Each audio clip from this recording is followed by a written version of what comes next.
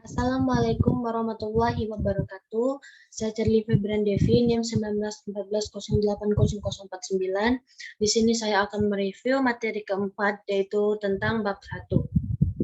Di sini ada beberapa subtopik, baiklah langsung saja. Yang pertama yaitu batasan masalah penelitian pendidikan. Pengertiannya, batasan masalah penelitian adalah suatu hal yang sangat penting dan dalam pendekatan pada pokok permasalahan yang akan dibahas. Hal ini supaya tidak terjadi keracuan ataupun kesimpang siuran dalam menginterpretasikan hasil penelitian. Ruang lingkup penelitian ini dimaksudkan sebagai penegasan mengenai batas-batasan objek.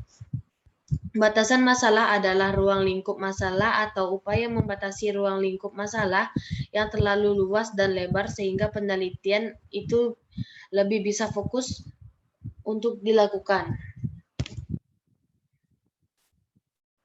Selanjutnya ada tahap membatasi masalah adalah sebagai berikut. Yang pertama, mengidentifikasi dan mengklasifikasikan masalah yang akan dikaji.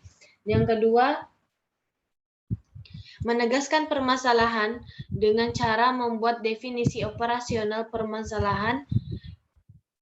Yang ketiga yaitu mendukung permasalahan dengan data yang sesuai dan lapang secara rinci.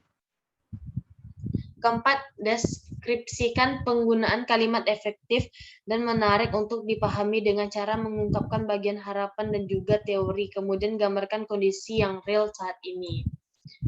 Selanjutnya, hal yang harus diperhatikan sebelum membuat batasan masalah yaitu terhadap masalah yang dibatasi, ada baiknya agar masih dapat dijangkau oleh kemampuan peneliti. Kedua, sebaiknya pada masalah yang dibatasi harus disesuaikan dengan berbagai data yang nantinya mudah dapat didapatkan di lapangan.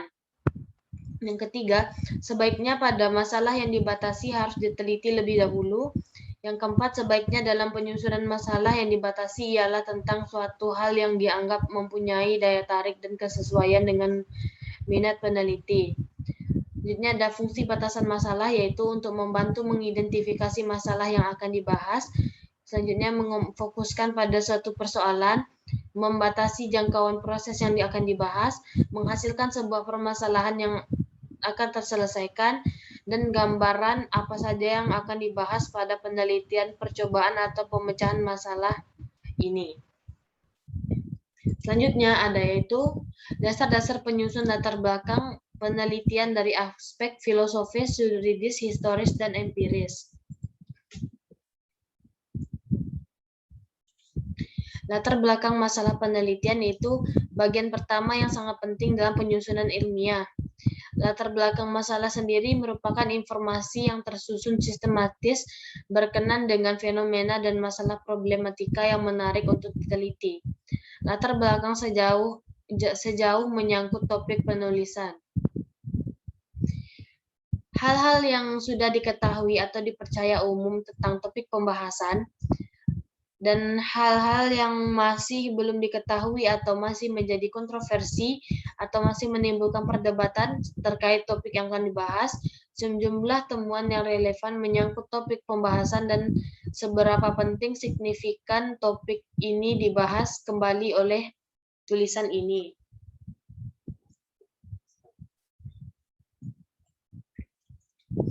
Aspek teoritis atau yuridis yaitu bagian yang mengungkapkan sebuah metode yang dapat menyelesaikan permasalahan atau yang disebut dengan gap atau ketidaksesuaian antara normatif dan empiris. Latar belakang harus memuat 3 aspek, yaitu aspek normatif, aspek empiris, dan aspek teoritis atau yuridis. Selanjutnya ada definisi operasional.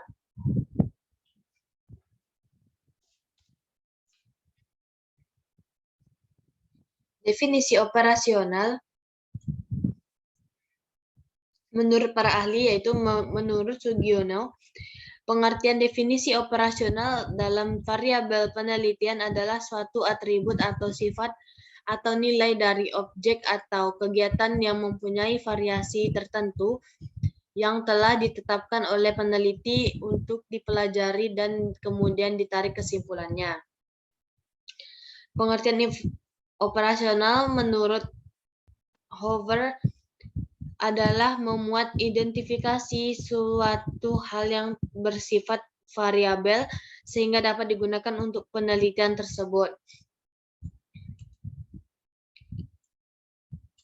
Pengertian operasional menurut Asep Hermawan yaitu penjelasan bagaimana kita dapat mengukur variabel. Pengukuran tersebut dapat dilakukan dengan angka-angka ataupun atribut tertentu. Dan juga pengertian operasional menurut Wijono adalah pembatasan pengertian yang dijadikan sebagai pedoman untuk melakukan suatu kegiatan maupun pekerjaan. Dan pengertian operasional menurut Singarimbun sebagai satu unsur penelitian yang merupakan petunjuk tentang bagaimana suatu variabel diukur dalam rangka memudahkan pelaksana penelitian di lapangan, sehingga memerlukan operasionalisasi dari masing-masing konsep yang digunakan dalam menggambarkan perilaku atau gejala yang dapat diamati dengan kata-kata yang dapat diuji dan diketahui kebenarannya. Selanjutnya ada manfaat dari definisi operasional, yaitu menguraikan definisi operasional variabel pada sebuah penelitian adalah suatu yang esensial yang ini dikarenakan agar ketika pengumpulan data peneliti tidak akan melakukan kekeliruan. Kekeliruan yang terjadi biasanya adalah data yang menjadi bias atau berbelok arah. Kekeliruan bisa dikarenakan dalam penentuan instrumen penelitian yang tidak tepat serta pembuatan pertanyaan penelitian yang tidak konsisten.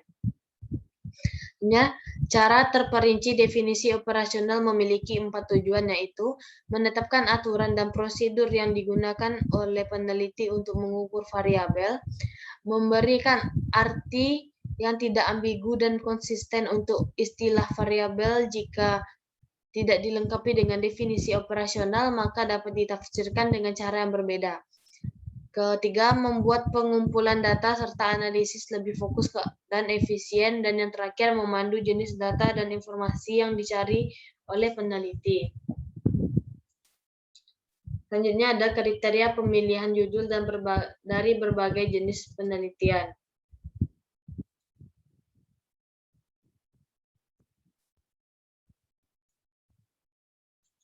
Menurut Dr. Mardalis dalam bukunya yang berjudul Metode Penelitian Satu Pendekatan Proposal, judul sebaiknya menarik minat peneliti.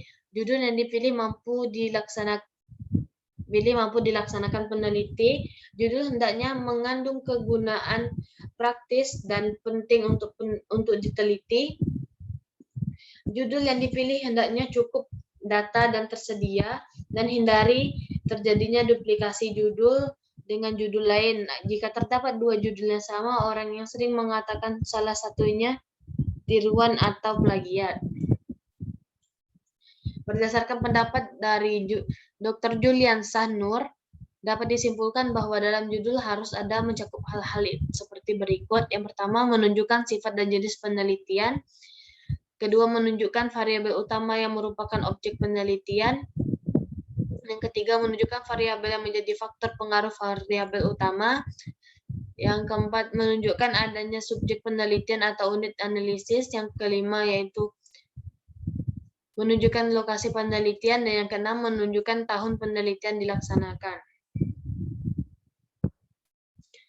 Dan menurut Dr. Julian Sahnur dalam bukunya berjudul Metodologi Penelitian, ada juga beberapa syarat agar judul penelitian disebut baik. Yang pertama, menyebutkan unit analisis penelitian. Yang dimaksud dengan unit analisis penelitian itu yaitu organisasi, kelompok orang, kejadian atau hal-hal yang terjadi pada objek penelitian. Yang kedua, menyebutkan lokasi penelitian. Yang ketiga, disusun sesingkat-singkat mungkin. Selanjutnya itu langkah-langkah mengidentifikasi masalah penelitian pendidikan. Pertama itu identifikasi masalah, yaitu adalah satu proses yang paling penting dalam melakukan sebuah penelitian selain di latar belakang dan juga perumusan masalah yang ada. Identifikasi masalah merupakan langkah awal yang sangat penting dalam proses penelitian. Ketika peneliti menangkap fenomena yang berpotensi untuk diteliti, langkah selanjutnya yaitu yang mendesak adalah mengidentifikasi masalah dan fenomena yang diamati tersebut. Lalu konsep identifikasi masalah adalah proses yang hasil pengenalannya masalah atau inventarisasi masalah. Dengan kata lain, identifikasi masalah adalah salah satu proses penelitian yang boleh dikatakan paling penting di antara proses yang lain. Ini adalah secara umum identifikasi masalah terdiri menjadi 3 langkah, yaitu menemukan dan masalah yang ada atau problem, mengidentifikasi sumber permasalahan, dan menciptakan kalimat isu atau kalimat permasalahan yang menjelaskan permasalahan yang sudah diidentifikasi. Cara mengidentifikasi masalah yaitu menemukan dan masalah yang ada, mengidentifikasi sumber permasalahan, dan menciptakan kalimat dan isu.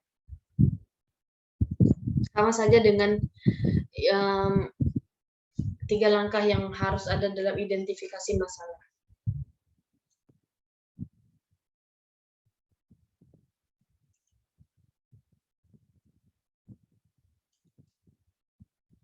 Selanjutnya,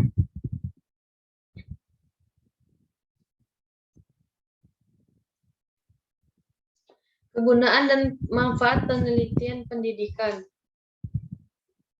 Yang pertama itu sebagai diagnosis untuk mencari penyebab permasalahan yang dihadapi oleh instansi pendidikan tertentu. Yang kedua sebagai sarana untuk menyusun berbagai strategi yang efektif sebagai upaya untuk mengembangkan sistem pendidikan yang lebih baik. Yang ketiga sebagai konsep gambaran keadaan pendidikan dan kemampuan sumber daya manusia dalam pendidikan. Bagaimana perkembangan yang dilakukan ataupun permasalahan yang sedang dihadapi. Yang keempat yaitu sebagai masukan kepada pemerintah untuk lebih meningkatkan dan memperhatikan kualitas pendidikan yang ada di Indonesia seperti dalam hal pembiayaan, peralatan, pembekalan, serta tenaga kerja yang baik. Dan yang terakhir, mengembangkan kemampuan berpikir kritis dan analitis melalui pembelajaran langsung, menentukan minat akademik, karir, dan pribadi, memperluas pengetahuan dan pemahaman tentang bidang yang dipilih di luar kelas, dan mengembangkan koneksi dengan fakultas ketermuka di bidangnya, membangun komunitas dengan teman sebaya, fakultas, dan organisasi di dalam maupun di luar kampus. Selanjutnya, pengertian masalah, kriteria masalah yang baik, sumber ide masalah, dan menentukan masalah.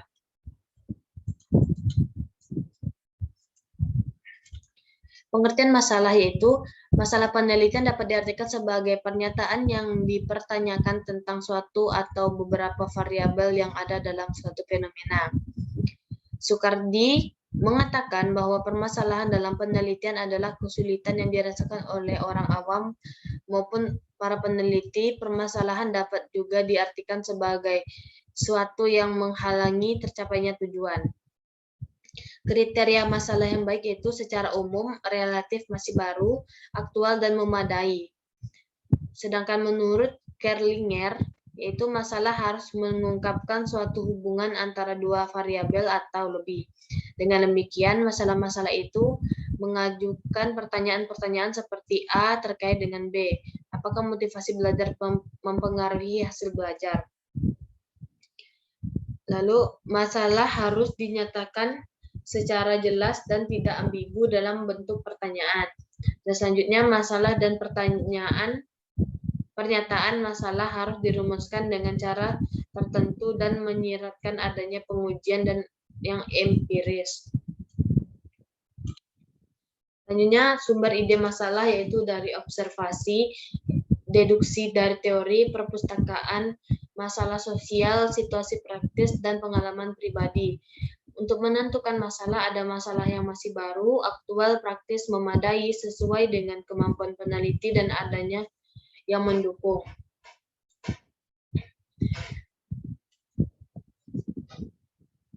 Selanjutnya, rumusan masalah penelitian dari berbagai jenis penelitian, masalah deskriptif, masalah asosiatif, dan masalah komparatif. Masalah deskriptif yaitu rumusan masalah penelitian yang mendeskripsikan seluruh alur penelitian kualitatif atau mulai latar belakang hingga penarikan kesimpulan. Biasanya digunakan pada rumusan masalah yang bersifat penelitian kualitatif. Masalah deskriptif ini masalah yang berkenaan dengan penelitian terhadap keberadaan variabel mandiri, baik hanya pada suatu variabel atau lebih. Selanjutnya, masalah komparatif. Rumusan masalah komparatif adalah suatu fungsi rumusan masalah yang mengandung makna perbandingan. Yang dimaksud di sini adalah rumusan masalah komparatif digunakan pada saat rumusan masalah tersebut untuk membandingkan satu variabel dengan variabel yang lain. Sehingga dapat dikatakan jikalau rumusan masalah penelitian komparatif merupakan kebalikan dari rumusan masalah deskriptif. Masalah komparatif adalah suatu permasalahan penelitian yang bersifat membandingkan keberadaan atau variabel atau lebih dari dua atau lebih sampel yang berbeda atau pada waktu yang berbeda. Masalah asosiatif yaitu rumusan masalah asosiatif adalah suatu rumusan masalah yang ada pada saat dilakukan penelitian variabelnya digunakan menunjukkan hubungan antara dua variabel bahkan lebih. Sehingga dapat dikatakan jikalau proses pembuatan atau rumusan permasalahan asosiatif ini lebih sulit dibandingkan dengan deskriptif dan kooperatif. Adapun untuk perumusannya, masalah ini terbagi atas 3 jenis, yaitu asosiatif hubungan simetris, asosiatif hubungan kasual, dan asosiatif hubungan timbal balik atau interaktif. Masalah asosiatif adalah suatu pertanyaan penelitian yang bersifat hubungan antara dua variabel atau lebih. Hubungan tersebut bisa simetris, kausal, maupun hubungan timbal balik. Dan materi yang terakhir yaitu tujuan penelitian dari berbagai jenis penelitian. Yang pertama itu tujuan penelitian kualitatif. Tujuan dari penelitian kualitatif ini biasanya mencakup informasi tentang fenomena utama yang diselidiki dalam penelitian, para peserta penelitian, dan lokasi penelitian. Tujuan dari penelitian kualitatif juga dapat ditunjukkan desain atau desain penelitian yang dipilih. Tujuan-tujuan ini harus dirumuskan dalam bentuk penelitian. Tujuan penelitian kuantitatif yaitu biasanya dimulai dengan mengidentifikasi variabel utama dalam penelitian bebas campur tangan atau terkait, dan dalam model visual kemudian dicari dan ditentukan bagaimana variabel-variabel ini diukur dan diamati. Tujuannya sangat berbeda dengan model kualitatif, baik dari segi bahasa maupun segi perhatian saat menghubungkan atau membandingkan variabel. Tujuan dari penelitian kuantitatif ini meliputi variabel yang digunakan dalam penelitian dan hubungannya antara variabel, peserta, dan lokasi penelitian. Tujuan ini ditulis dalam bahasa yang terkait dengan penelitian kualitatif dan juga mencakup pengujian deduktif terhadap hubungan dan teori tertentu. Lalu tujuan penelitian campuran. Tujuan penelitian kuantitatif atau mixed metode purpose statement meliputi tujuan penelitian umum, yaitu informasi tentang unsur-unsur penelitian kualitatif dan kuantitatif, dan logika dan rasionalisasi percampuran kedua unsur untuk menyelidiki masalah penelitian. Tujuan meneliti metode campuran biasanya diberikan pertama dalam pendahuluan atau memberikan pembaca orientasi awal untuk memahami bagian penelitian kuantitatif dan kualitatif yang terkandung di dalamnya. Baiklah, sekian penjelasan dari saya mengenai bab materi keempat yaitu bab 1. Ada salah dan kurangnya saya mohon maaf. Saya tutupi. Wassalamualaikum warahmatullahi wabarakatuh.